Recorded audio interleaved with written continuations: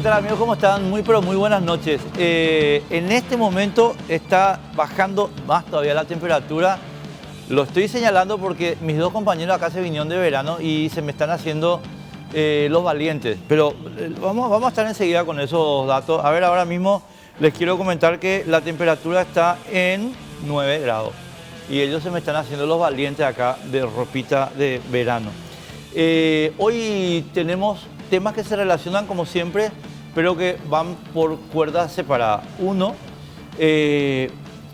discusiones en el Congreso Nacional. Mañana se trata el proyecto de energía, pero también está el asunto de la publicación de las declaraciones juradas de varios funcionarios públicos que está también en discusión. Y paralelo, conectado pero paralelo, el tema de cómo se está desarrollando el asunto de la emergencia penitenciaria, el tema del PCC que también lo empezamos a abordar ayer. Así que sin más trámite, Pablo Guerrero, buenas noches. Buenas noches, Enrique, ¿qué tal? ¿Cómo te va? Hola, Iván, un saludo a la audiencia. Iván Leguizamón, ¿cómo te va? ¿Qué tal, Enrique? Bien, muy...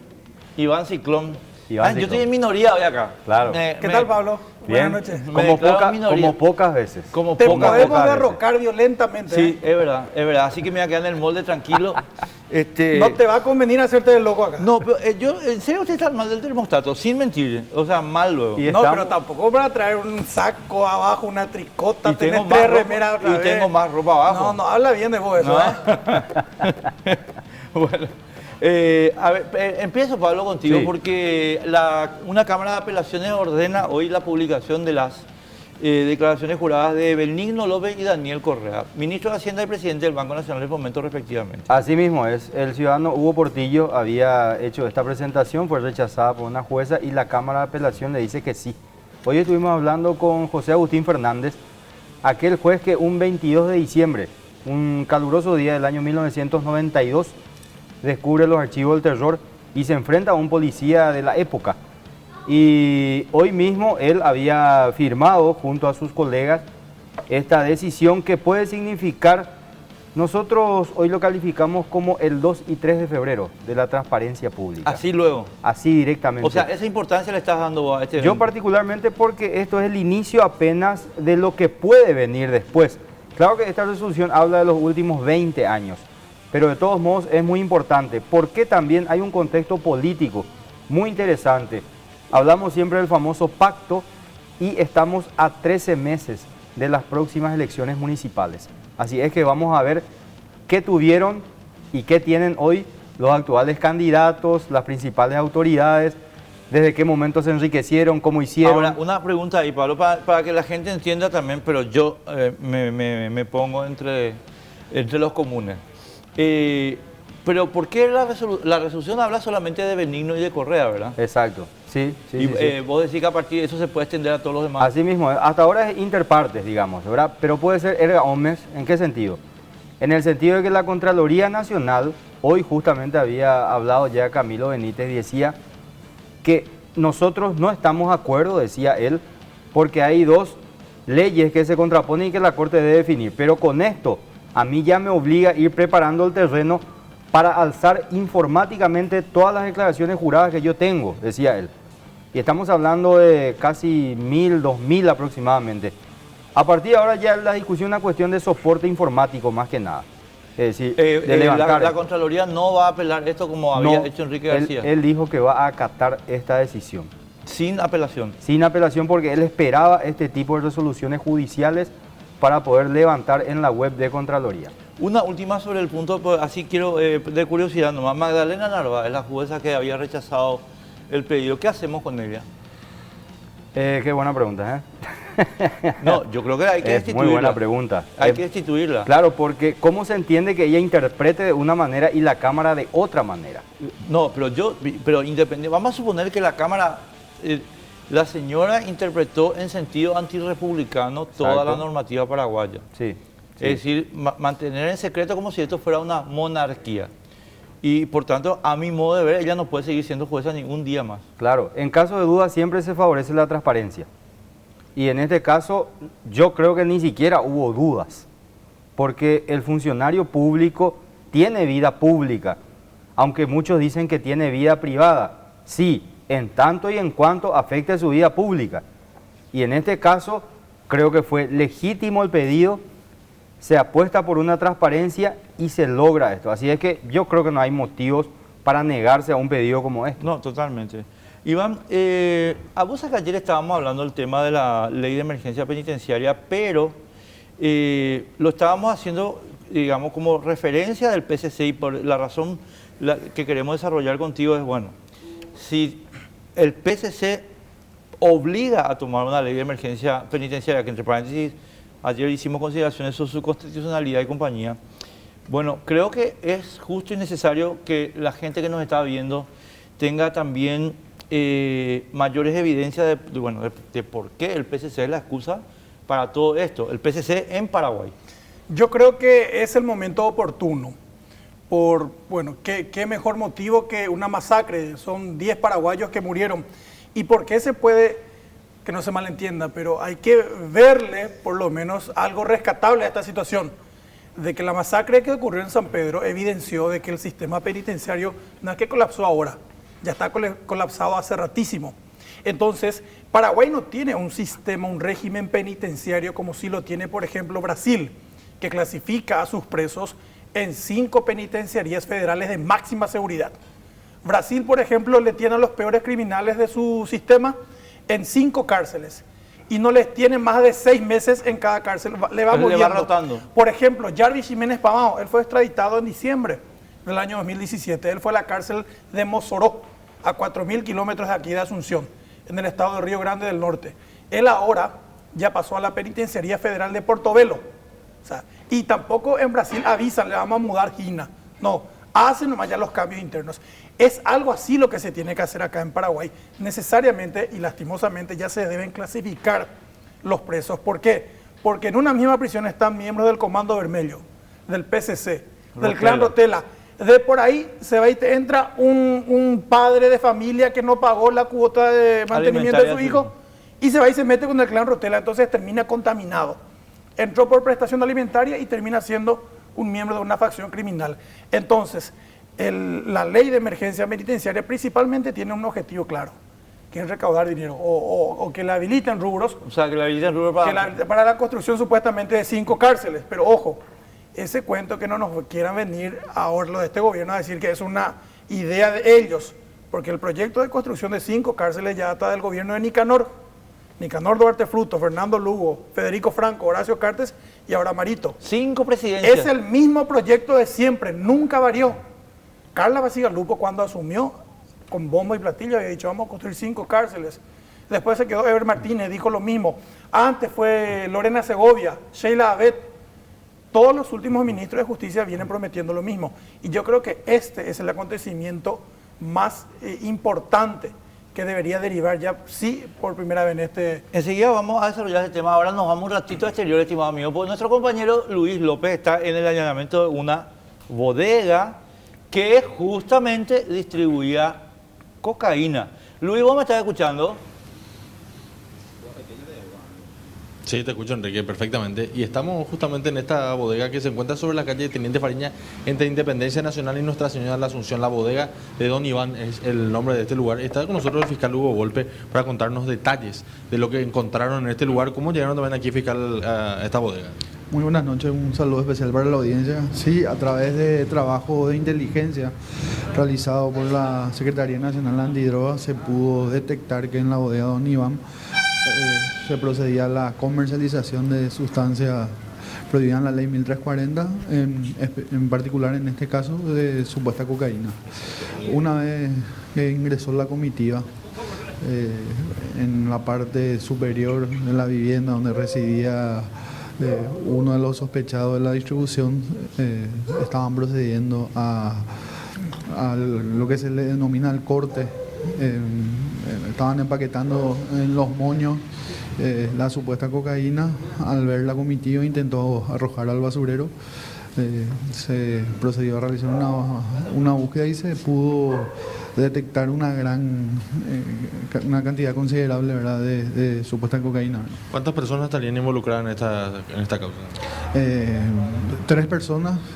Hay una de profesión taxista que sería el que trajo la mercadería al lugar, y una tercera persona que vamos a tratar de determinar en el transcurso de la investigación si era una especie de delivery que tenía en la bodega o era un consumidor que se encontraba en forma ocasional en el lugar. ¿Cómo operaban estas personas aquí en la zona? Me decía, hay discotecas, hay lugares nocturnos que podrían ser lugares donde esta droga terminaría. Sí, está cerca de un centro comercial y también de una discoteca, y en los principales lugares de distribución, ¿verdad?, de esta sustancia.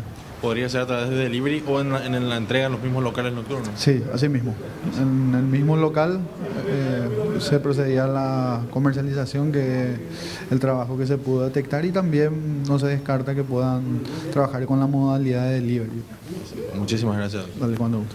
El fiscal Hugo Volpe, que también nos estaba comentando, todavía esto no se procedió al pesaje de la droga que se encuentra aquí en este lugar, pero es lo que el siguiente procedimiento que van a realizar después ya de la identificación de estas personas que están realizando, que están detenidas en este lugar.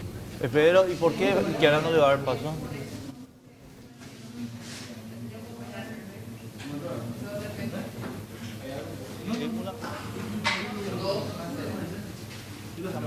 ¿De cuánta estamos hablando? Enrique, ¿te escucho? ¿De cuánta cocaína estamos hablando? Sí. Todavía no se procedió al pesaje, lo que me decía el fiscal Hugo Volpe. Ahora mismo están verificando eso, pero el pesaje todavía no lo tienen. No, porque no, por lo que dice el fiscal, o sea, una cosa es un consumidor y otra cosa es un distribuidor. Creo que son asuntos bien distintos. Tendría que aclarar el fiscal ese tema. Exacto, estamos acá mostrando, es una cantidad bastante, no tan considerable, pero sí importante. Iván, ¿eso te parece una cantidad importante? No, estos son locales de venta al menudeo, de redistribución. Lo que generalmente se hace es un distribuidor central compra, por ejemplo, un pan de cocaína que puede costar acá $1.000, son 1.000 gramos, y el negocio está en revender en fracciones. Por ejemplo, uno de los moñitos que vemos en pantalla pesa no más de 10 gramos, por ejemplo. Esos azules chiquititos. Esos azules chiquititos que en bolsita de hielo. Y cada moñito te cuesta entre 100 a 150.000 guaraníes. Entonces, hay un distribuidor central que trae, por ejemplo, un pan de cocaína de Pedro Juan Caballero, compra ahí y viene acá y, por ejemplo, 1 kilo de cocaína le vende otra vez a 5 o 6 redistribuidores. Y estos son los que otra vez fraccionan y venden al consumidor final. O sea, este sería uno de los compradores del distribuidor central. Claro. Ahora, esto, perdón, Iván, la ignorancia total de mi parte sobre este tema, pero ¿cuánta renta le deja, por ejemplo, al bodeguero esto?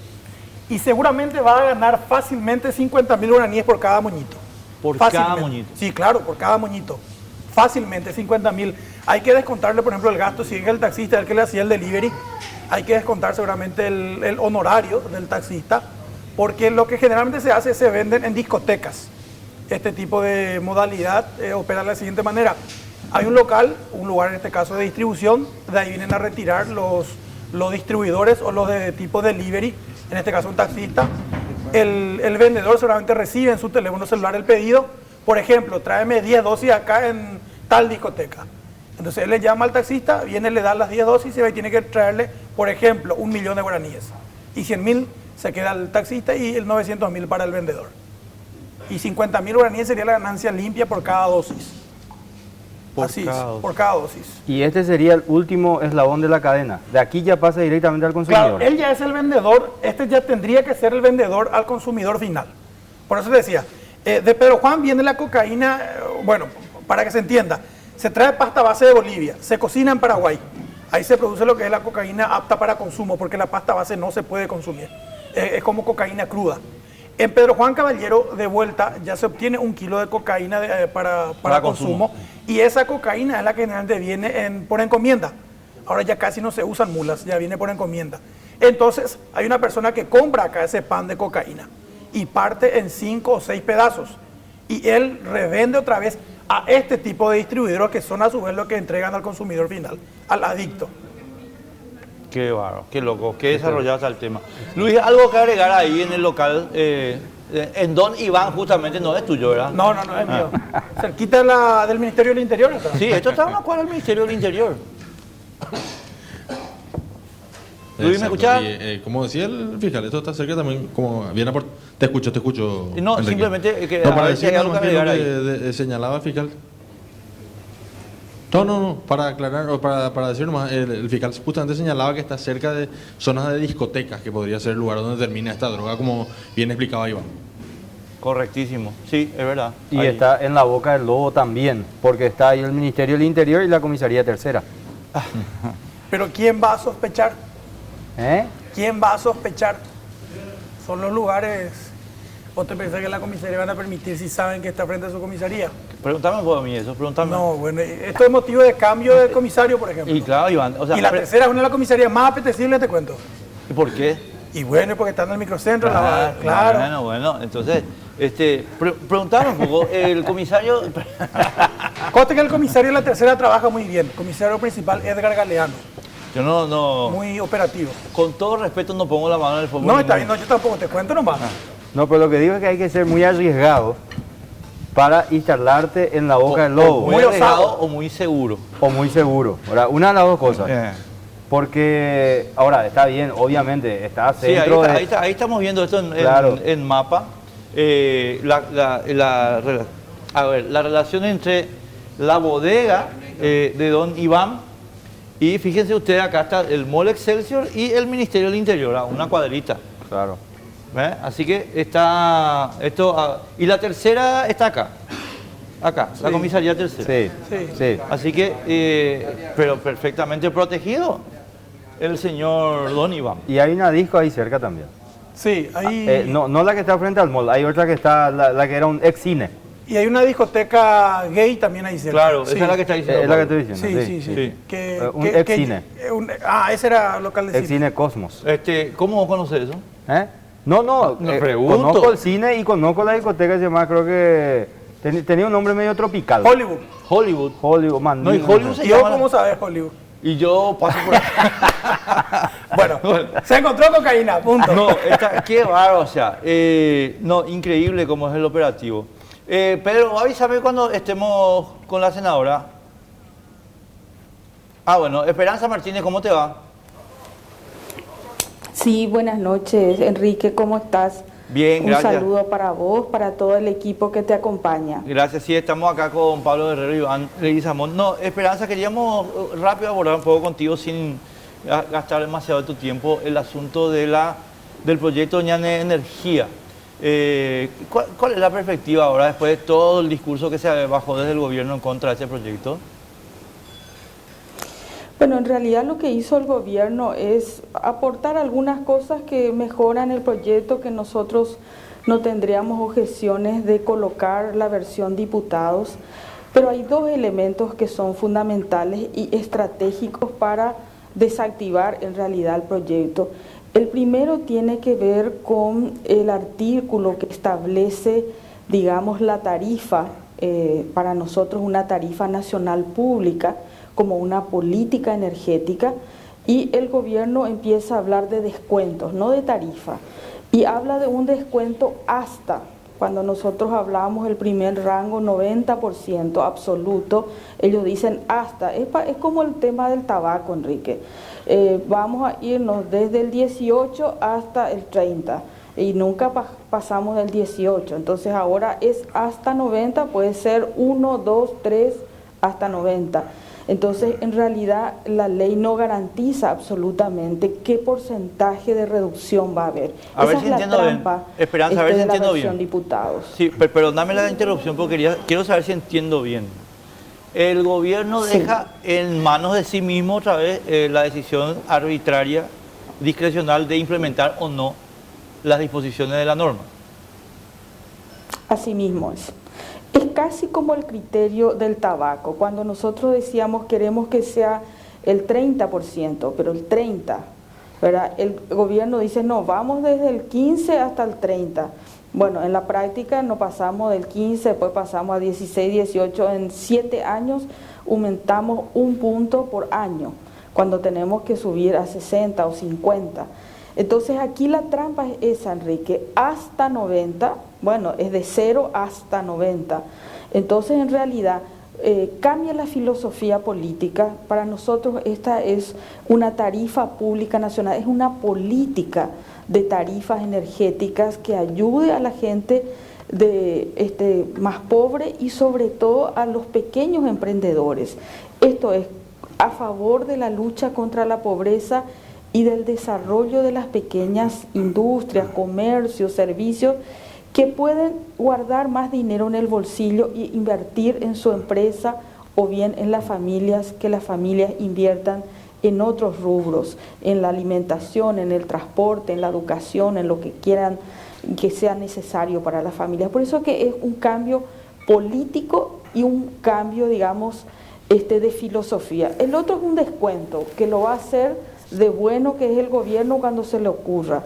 Para nosotros es una ley que establece una política pública de tarifa y que es para todos los usuarios que entran en el rango, y el monto de descuento es claro, preciso y concreto.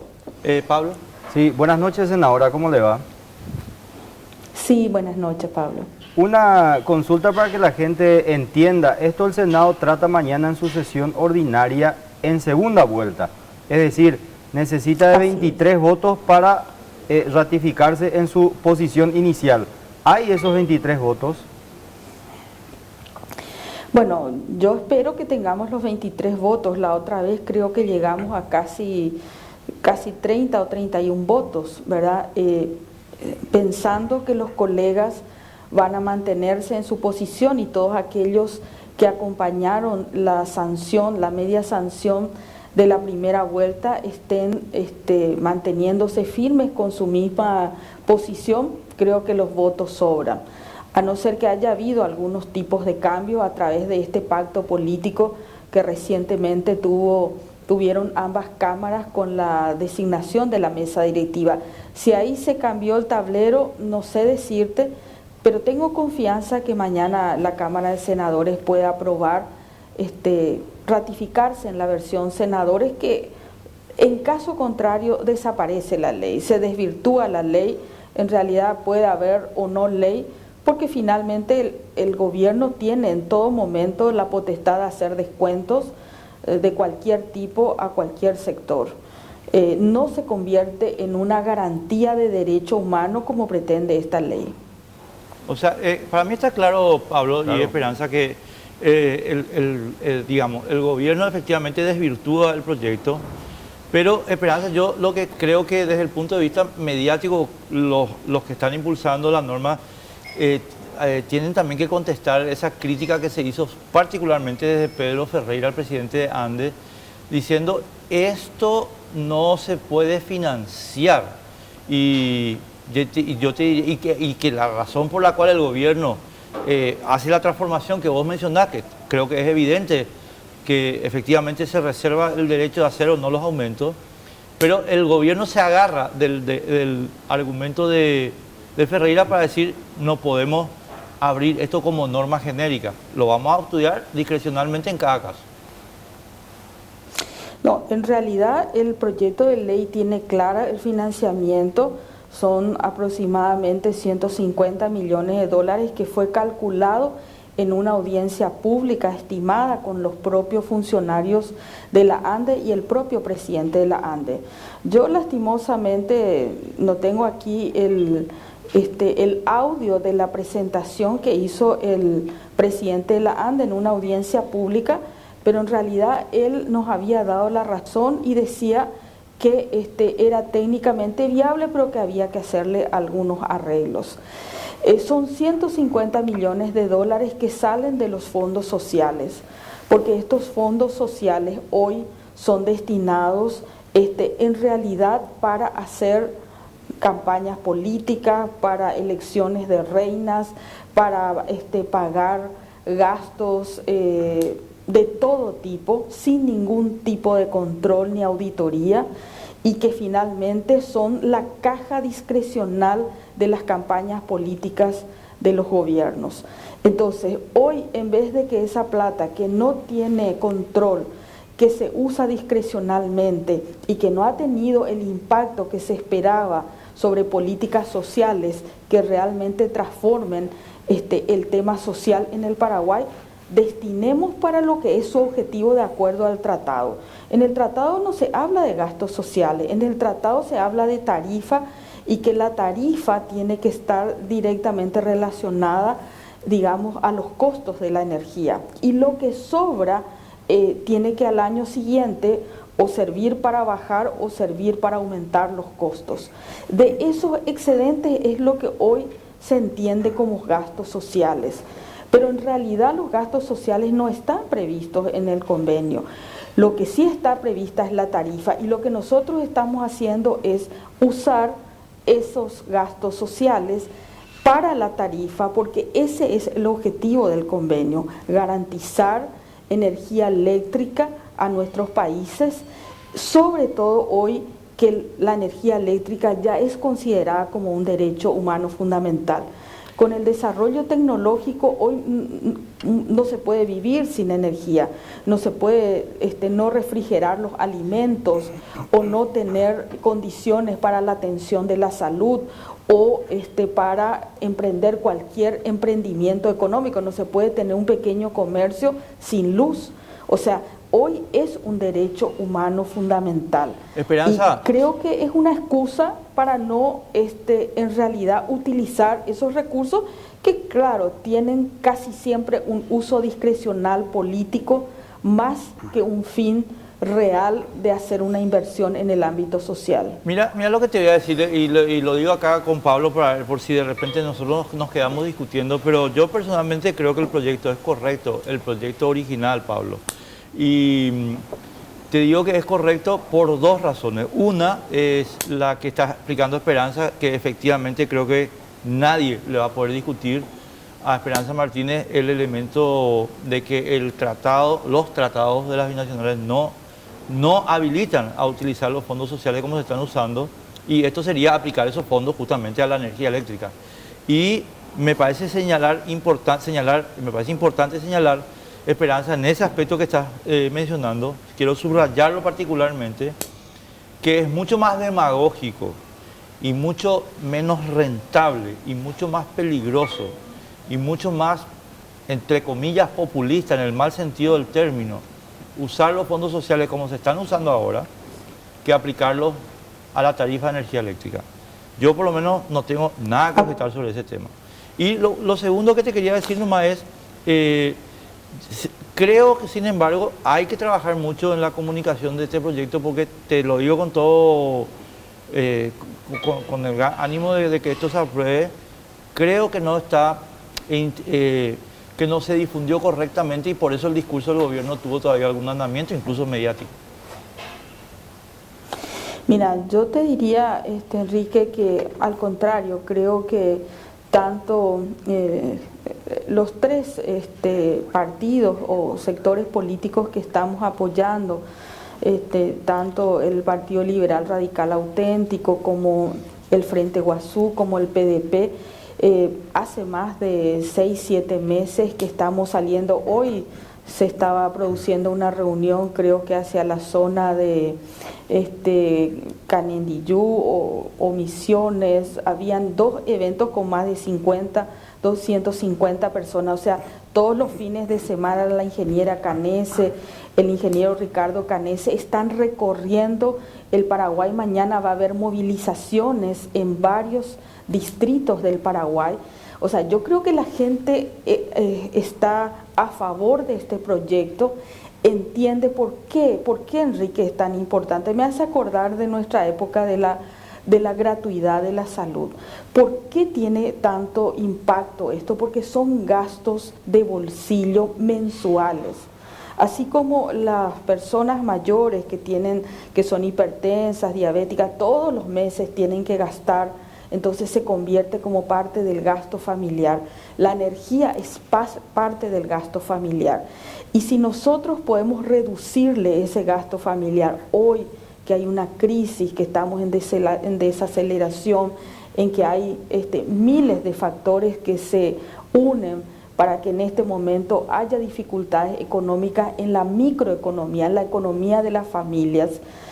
Yo no entiendo por qué el gobierno, en vez de hacer esta distracción que no engañan a nadie, en realidad no apoya esta situación para aliviar el bolsillo de los pequeños emprendedores, así como también de las familias que tienen bajo consumo y por lo tanto probablemente son familias de escasos recursos. O sea, estas son las medidas anticíclicas, estas son las medidas que hace un gobierno para favorecer a la mayoría de las familias, bajar sus gastos, ¿verdad? O poder redistribuir en todo caso sus gastos. Esto que hoy pagamos de tarifa de ANDE sirva para comprar los medicamentos, los alimentos, el transporte o algún otro gasto familiar que la familia necesite y decida utilizarlo, ¿verdad? Estas son realmente políticas públicas. Es verdad. No es darle descuento porque hoy es un regalo. Estas son políticas públicas y creo que ese es el valor de este proyecto. Esperanza, muchísimas gracias por el tiempo que nos está dispensando. Gracias por darnos estos datos que estás brindando también. Muy amable de tu parte. Al contrario, Enrique, gracias por la gentileza de venir hasta mi casa en un día frío, de modo que muchas gracias al equipo que está aquí conmigo. Gracias, muy Y amable. un saludo a todos ustedes. Esperanza Martínez, senadora. Pablo. Así mismo es. El proyecto, vamos a sintetizarlo de la siguiente manera. Paga más el que consume más, paga menos el que consume menos. De hecho, per se, esto es así, ¿verdad? O sea, vos consumís más agua, pagás más, pero a eso se le suma un plus para de alguna manera no desperdiciar lo valioso que es la energía eléctrica. Y se sustenta esto con los 150 millones de fondos sociales que hoy las entidades binacionales, bien lo decía la senadora, funcionan como un estado dentro de otro estado. Hacen lo que quieren. Porque claro, Nicanor, por ejemplo, agarra y dice, yo quiero comprar 80.000 patrulleras, y compra de X, y él se luce con una plata que no está estipulado dentro de la entidad binacional. O sea, hasta puede hacer proselitismo incluso. Es más, si querés la verdad verdadera, hasta puede llevarlo a su casa. Así mismo, O sea, exactamente. Del dicho al hecho, ¿cuánto tiempo hay? Para no decir hay mucho trecho. No, yo quiero explicar una cosita, Iván. Porque ahí. medio utópico es lo que está también. Te explico rapidísimo. La tarifa te va a venir igual. O sea, la boleta antes te va a venir igual porque es la que marca el consumo. Entonces, por decirte, 100.000 guaraníes, ¿verdad? Ahora, hay una escala de 3 escalones Sí. en el proyecto de acuerdo al nivel de consumo. El menor nivel de consumo te va a venir, por decirte, 100.000 guaraníes, pero vos sos el menor nivel de consumo. Entonces, de esos 150 millones de dólares, 90% de la tarifa te va a pagar el Estado. ¿Entendés? No es que se va a modificar la tarifa. No, a vos te va a venir, che, consumiste 100.000, solo que el Estado te va a pagar 90.000. Una especie de subsidio. Exacto. Segundo, Pablo, 200.000, ¿verdad? Entonces a él, el Estado le va a pagar 75%, ¿verdad? Y después voy a venir yo, por ejemplo, por decirte que gasto 300.000 y a mí me va a pagar 50%. Entonces es una escala donde el que más consume más paga, pero todo, el 100%, va a recibir un subsidio del Estado. ¿Cuál es la diferencia con lo que se está pasando ahora? Esos 150 millones ahora se están tirando literalmente a la basura, en cualquier chorizo. Esto, en vez de tirarlo a la basura, lo vamos a usar en energía eléctrica, que efectivamente es lo que dice el tratado. O sea, ya no se van a financiar fiestas de San Juan y eso, por ejemplo. Ya no así mismo. va a sobrar plata para financiar San Juan porque se va a estar financiando la electricidad. Pero no va a ser como aquella promesa de Efraín de pagar 5.000 por la ANDE. Y es que esa Bueno, es. y ese Les digo, o sea, no va a no, ser tan fantasioso no, como pero es que aquello. este proyecto. Claro, esa es la génesis del proyecto. Este es el proyecto. Porque lo presentó la Alianza Ganar, es decir, el Partido Liberal. Y Frente Guasú. Claro, pero la fracción efrainista del Partido Liberal y del Frente Guasú. Ahora estamos haciendo unos cálculos, la oposición unida tiene 19 votos. No llegan. No llegan.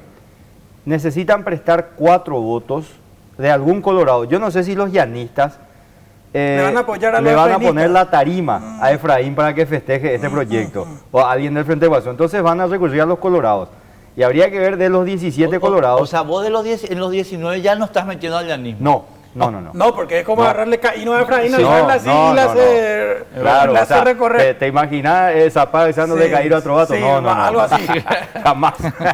Entonces va a prestar 4 votos colorados. Habría que ver quiénes son los 4 votos colorados que se animan a prestarle a este proyecto. Eso que prestar de hecho, implica después otra... Después Claro. tenga cuenta, porque acá Claro. también hay una cosa que es, ¿por qué el gobierno se opone? A mi modo de ver, esto es especulativo, porque Sí. yo no hablé con nadie del gobierno para decirme, o sea, para que me... el gobierno se opone porque si este proyecto tiene andamiento, es un exitazo. Claro. Es un exitazo, Claro. es una revolución en el pago de la tarifa eléctrica, así mismo ¿Y es. entonces en qué le perjudicaría al gobierno? que no es él. Y que no es él. No es su iniciativa. No, Claro. 1, no es su iniciativa. 2, le va a dejar sin buena plata a 2 directores de binacionales En época electoral. en época electoral. Pero bueno, a ver, yo me pongo en la posición del ciudadano común, aquel que no entiende mucho el tecnicismo del cual se está hablando. Sí. ¿Qué porcentaje de factibilidad tiene la aplicación de este proyecto? 100%. Es posible. Es ¿De aquí a cuánto tiempo, por ahora, ejemplo? porque la plata ya está. Esos 150 millones de dólares Claro. ya están. No Claro. es que En el mejor de los casos para mí y para mi familia, ¿cuándo yo tendría esa especie si de este subsidio? si este proyecto se aprueba mañana y se termina el trámite legislativo, digamos, en 2 o 3 semanas, no sé cuánto sería después lo que tiene el presidente para vetar o no vetar, yo te diría que para agosto esto se puede estar implementando. ¿Y por qué por estas cosas no salimos sí a manifestarnos?